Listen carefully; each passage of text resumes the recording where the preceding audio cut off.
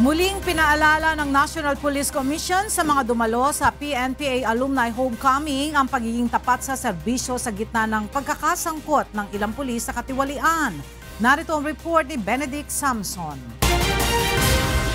Muling nagsama-sama mga nagsipagtapos sa Philippine National Police Academy silang Cavite noong Sabado para sa kanilang Alumni Homecoming. Pangunahing paksa sa talumpati ni National Police Commission Vice Chairman Rogelio Casurao ang sinumpaang katapatan sa tungkulin ng mga pulis. Ito ay sa gitna na rin ng sunod-sunod na pagkakadakip sa ilang kawani ng PNP na nasasangkot sa iba't ibang katiwalian.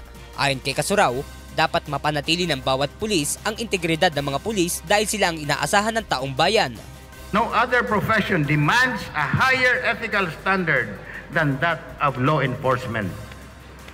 Understandably, a tremendous degree of expectations are placed upon police officers, and rightly so, for they have the power and authority to deprive a citizen of liberty, property, and yes, even life. Dagdag pa ni Casurao na lubos na nakakaapekto sa buong institusyon ang mga maling gawain ng iilang tauhan. Ito aniya ang dahilan kaya hindi sila titigil sa isinasagawang internal cleansing hanggat hindi naaalis ang mga sumisira sa sistema.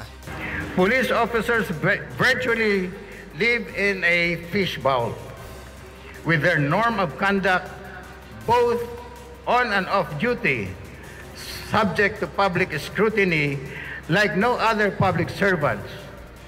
It has been manifest time and again, as mentioned earlier, that the acts of a few bad eggs in the PNP, magnified exponentially through quad media, are significant enough to cast aspersion on the entire organization.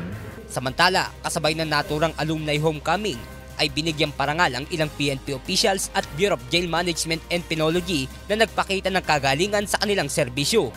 Nanumpa rin ang newly adopted members ng PNPA kung saan kabilang sina NCRPO Regional Director, Police Director Guillermo Eliazar. Benedict Samson, UNTV News and Rescue, Cavite.